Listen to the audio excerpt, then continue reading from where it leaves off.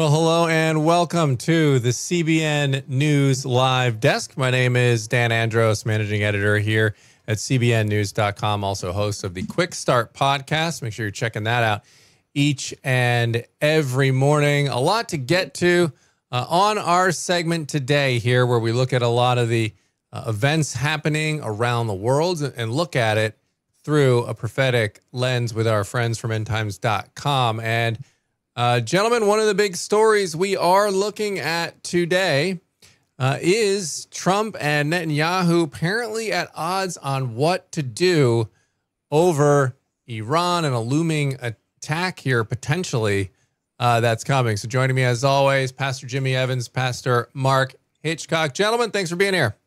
Great to be here, Dan. Yeah, all right. Thank you. Yeah, so Pastor Jimmy, I'll start with you. What's your reaction here to what's going on with Trump, Netanyahu, and the latest with Iran? Well, it was reported by Israeli media that there was a very sharp disagreement between them during a phone conversation. It was believed for a period of time that Netanyahu and Trump had agreed on a plan concerning Iran, that there was no daylight between them. But if you remember, one of the things that Israel asked for was a date. When all the negotiations began with the Iranians, they said, we want a date. You've got to give them a date specific, that if they do not agree to certain terms by this specific date, it's over. Well, we didn't do that. Trump didn't do that. So this is a report now, Dan, from the Middle East Forum, and they're saying, according to the Pentagon's Defense Intelligence Agency, so this isn't just anyone, the Pentagon Defense Intelligence Agency is now warning that Tehran can produce sufficient weapons-grade uranium for a nuclear device in probably less than a week. That's according to the Pentagon. And so there is a very, very credible threat from the Iranians as it relates to their capacity in the short term to get a nuclear weapon. This is what Israel has been saying. Set a date, because they're masters. The Iranians are masters at negotiations and delay. So they're going to keep delaying and delaying and delaying. Let me say this about President Trump, and just to say he's a master deal maker, but he's used to dealing with people motivated by greed, not genocide. Mm-hmm. And so he's dealing with crazy people. I just don't think he understands the psyche of the Iranians, that they want to destroy the nation of Israel. They're still talking about it. They're talking about it in the news this week, that they're vowed to the destruction of Israel. They're talking about another rocket attack this week. So you're dealing with people who are vowed to the destruction of Israel, and you're dealing with them like, hey, yeah, we're gonna reach a deal. We're making progress. You're not making progress. They're not making progress. They're playing us. All they're doing is trying to buy time, and all the time that they're spending is two things: getting a nuclear weapon and getting their defenses up to protect themselves. But these are crazy people. These are thugs. These are murderers. And I believe that when you live in Netanyahu's neighborhood, you just don't have the convenience of naivety. This is an existential threat, and these are evil people. With President Trump, I think he's a great man, a great president. He's just not in tune with jihadist mentality, and it puts him at a dramatic disadvantage. This even goes to Putin, and we'll talk about Russia maybe in just a little bit, but he's saying, well, I don't know what's happened to Putin. I don't know. Putin has been a war criminal for 25 years. He's been killing civilians for 25 years. He's been crazy for 25 years. And so it's not like this just jumped out of a hat all of a sudden. These are evil people. And I just think it's hard for President Trump to understand that. Yeah. Pastor Mark, first of all, your reaction to it, but I'll throw in a question here, is kind of this broader regional war with Iran. Is it still preventable at this point, or is it inevitable? Well, I don't really think there'll be a broader regional war. I think if Israel goes over there and takes out their nuclear facilities, I don't think Iran's in any position right now to really begin a broader regional war. They don't want that. They always speak with a lot of bravado, a lot of bluster, about if Israel does this, what they're going to do back and whatever. But they're really a paper tiger right now in many ways. So I don't think it'll erupt into a broader regional war at this point in time. I think it'll just be mainly between Israel and Iran. Of course, Hamas has been neutralized. Hezbollah has been neutralized. You still have the Houthis down there that can cause trouble for Israel. But Iran has kind of run out of options. They don't have their proxies anymore that they had. They don't have the threat of shooting missiles into Israel. Those have all been knocked down. They've got crippling sanctions on them. They're hurting economically. President Trump, when he first, started negotiating with Iran again, he gave them 60 days to respond, which was the middle of May. Khamenei never responded, basically rejected what took place. He's the supreme leader of Iran. They have basically said in Iran that the idea of them not enriching uranium is a non-starter. They're never going to do that. Well, that's our primary demand. So if you've got a place where our demand is you cannot enrich uranium, obviously they could maybe import it from other people who are enriching it, but you can't enrich it at all, zero. And they're saying that that's something that they're never going to give up. Then you've got a problem here. And what's going to happen, I think, is what's happening between President Trump and Netanyahu. President Trump wants more time. He wants a diplomatic solution. But Netanyahu understands the urgency of this moment. And so I think this is where they're at loggerheads with one another. I think President Trump right now, he's frustrated, I think, justifiably, over the stalled peace negotiations in Russia and Ukraine. Those have stalled out or never really gotten anywhere. And you've got the Gaza-Israel as well that he hasn't made any headway. So he's frustrated on two fronts. I think he wants a win somewhere. He's trying to get this deal with Iran, but it's not going to happen. And Israel actually would rather have no deal than a bad deal.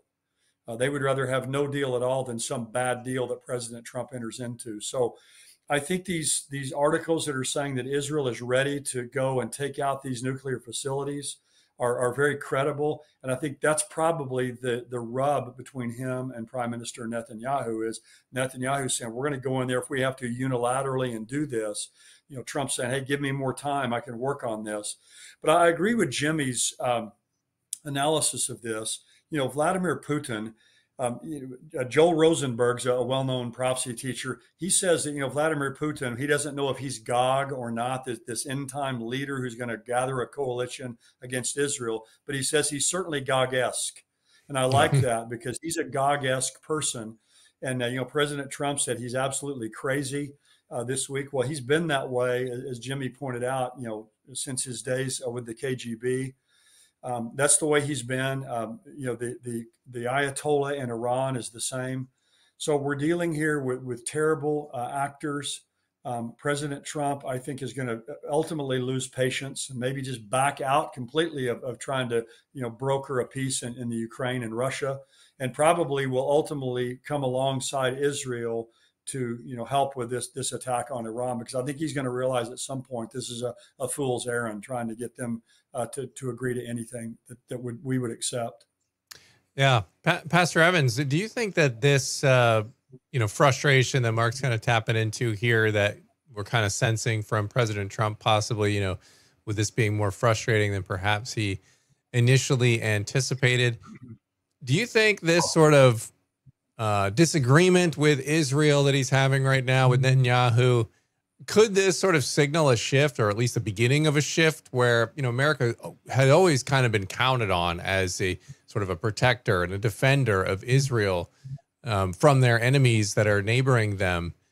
Do you see any of that changing, or is this just sort of one disagreement and you're not going to agree on everything kind of a situation? Well, here's the significance of the disagreement to me. Number one is if it does delay Israel bombing Iran, and Iran through this delay, through these fake negotiations, they do get nuclear weapons. That's disastrous there. Okay. Yeah. So that's really the worst thing that could happen, and it's a very real possibility. The other thing that could happen here that would be very, very negative would be if Israel goes ahead and bombs Iran without the blessing of Trump. And that's a very real possibility. What I believe needs to happen is they need to bomb Iran, then they need to negotiate. Again, President Trump, these people they only understand brute strength. They don't respect you.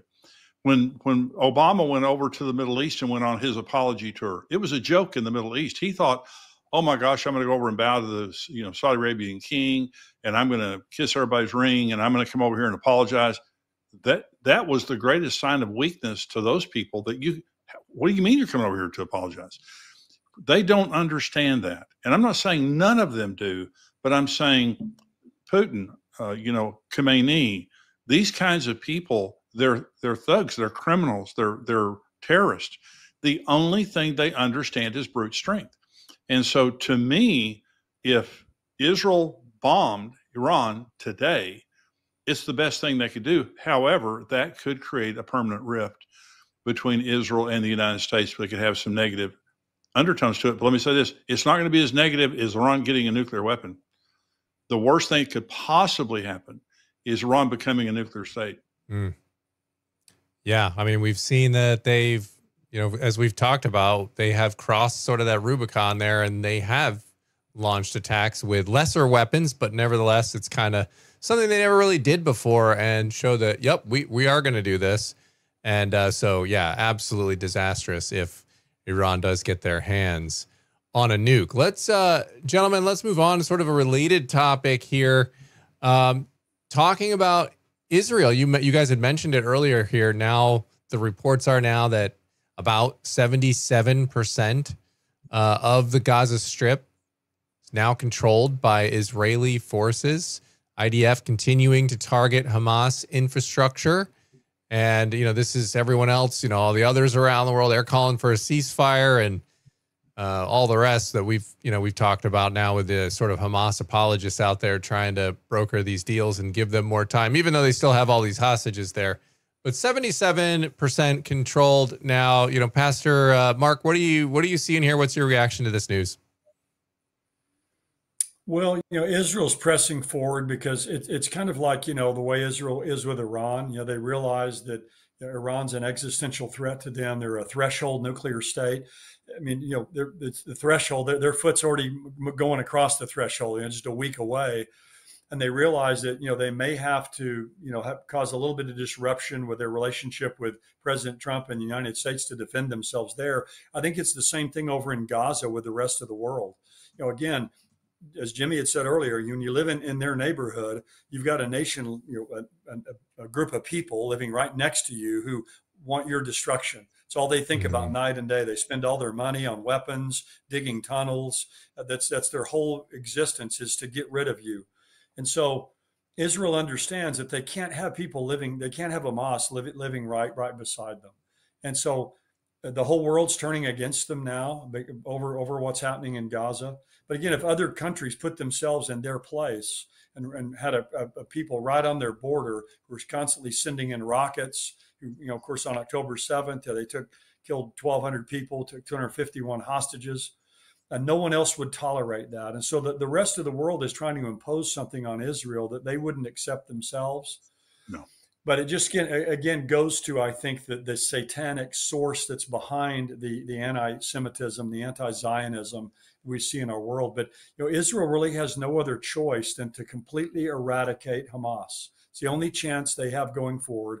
All they're going to do, if they don't do that right now, is just push it down the road. Hamas will reconstitute, rearm, and they'll be fighting this same battle again in the future. So they're doing what they need to do, really, at this point in time. They're on a war footing. They've got everything moving at this time. So I think they're going to wanting to finish the job.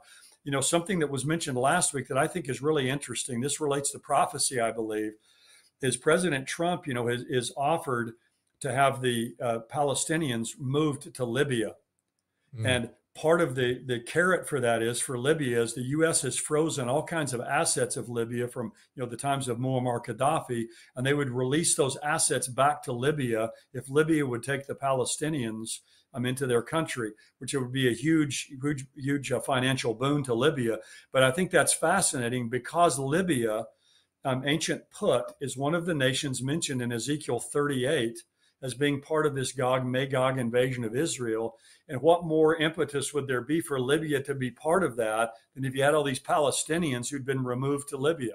They'd be one of the main groups that would want to join in to that. So I think that's another interesting part of this whole Gaza, saga that's working itself out. Yeah, and one of the dirty little secrets, by the way, of that region is that none of these other countries that complain about Israel, that put up a stink about Israel and say they're mistreating the Palestinians, et cetera, it's got to be a two-state solution. None of them want to take the Palestinians in either. Why is that? No one's putting any pressure on them to say, hey, how come you're not welcoming them in and putting a section of your country aside for them so that we can have this wonderful two-state solution? Why does Israel have to do it? And it's because nobody wants to deal with them for exactly the reasons we're seeing right now. So many of them are prone to be either sympathetic to Hamas or in Hamas as part of Hamas, and they're attacking Israel. They want to blow stuff up all the time. So none of these other countries want to deal with them, and that's kind of the quiet part that's never said out loud. But Pastor Evans, should Christians view? So we're looking at Israel ramping this thing up here at Gaza and really taking control. I mean, do we look at this as kind of a step towards peace, or are we looking for more? Are we seeing potentially more conflict out of this as it goes on? Well, so France and Saudi Arabia right now are leading the charge on creating a two-state solution without including Israel in any diplomatic process. And they're taking this into the United Nations in June, hoping that they can make headway into bypassing Israel, creating a two-state solution without Israel being involved. Of course, the United States has a vote in the Security Council. So if it goes to the Security Council, which it certainly would, I think just almost positively the United States would veto that because President Trump doesn't support that. But what the significance is the world still believes in a two-state solution, and the world still believes in Gaza remaining under Palestinian control. In the mind of the Israelis, in the mind of President Trump, the Hamas lost, the Palestinians lost their right to the Gaza Strip. They don't have it. And I totally agree with that. The Israelis are not operating under the pretense that we can get to a place where we can negotiate a peace. And so the Palestinians right now are trying to float this peace process or ceasefire where they, like a 70-day ceasefire, and they give up 10 hostages, and then they start talking. And they want Israel to agree to, get out of Gaza, parts of Gaza, to retreat from Gaza. Well, this isn't going to happen. And so Israel might have some type of a negotiated ceasefire for the purpose of getting hostages back. They will not give up Gaza ever again to the Palestinians unless there's some type of an international imposition or something like that. They do not believe that the Palestinians have the right to that land, which they don't. The problem is if there is a delay, Hamas can reconstitute. It gives them the opportunity. You have to remember, there are millions of jihadist Muslims in that area of the world, and Hamas, these are rock stars. Hamas is doing what millions of other jihadists in that area of the world want to do. They want to fight Israel. They want to be a martyr. They want to be a part of this cause. And so the more they can delay, the more they can allay the attacks and the attrition on their own ranks, the more it gives them the opportunity to negotiate and reconstitute. This is what Israel's trying to keep from happening, but world pressure is against Israel. And so I believe that they're doing exactly the right thing in taking back Gaza and in destroying as many of the Hamas the terrorists as they can and the Hamas infrastructure. But they're battling against world opinion because there is a humanitarian crisis. When Mark was talking about relocating a lot of these Palestinians to Libya, that would be fantastic wherever they go. But you have to remember, they come from the Muslim Brotherhood. This is why Egypt kicked them out, the Palestinians out, is because they They originated from the Muslim Brotherhood. These people are antisocial. They're terrorists. They can't get along anywhere. And so no one wants them. They're like a cancer. And so I'm sure there are innocent Palestinians, but you have to remember the Palestinians teach their children from birth to hate Israel and kill Jews. And they have the pay for slay policy that they pay families to kill Jews. So this is not just an innocent little group. There are many people, women, not just men, that are very anti-Israel, very jihadist. And so relocating them would be an incredible opportunity to get them out of Gaza and to get Hamas out of Gaza. Tremendous resistance from the international community.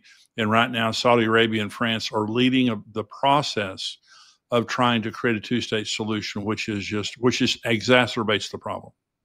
Yeah, absolutely. And, to your point about these people wanting to destroy Israel. I mean, I'll never forget it. I might have mentioned it to you guys. I can't remember. I brought it up to a few people because I was there in Israel when they moved the embassy, when Trump first term moved the embassy into Jerusalem there. And so we were there for that. And if you remember, there were all these protests going on at the time at the Gaza border.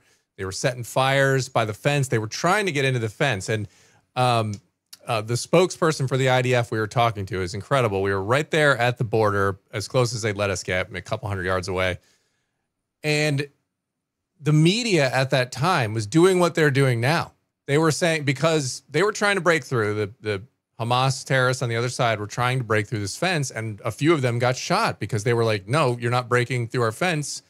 You're going to get shot if you do it. And then they did it. Well, the world outcry was against Israel. Look at Israel just killing these hapless protesters. And when we talked to the IDF spokesperson, he showed us this map and these propaganda things that were online and basically from Hamas there in Gaza, saying what they would do if they got through the fence. And I kid you not, I got to get this clip for you guys. I don't have it handy, but it's on YouTube.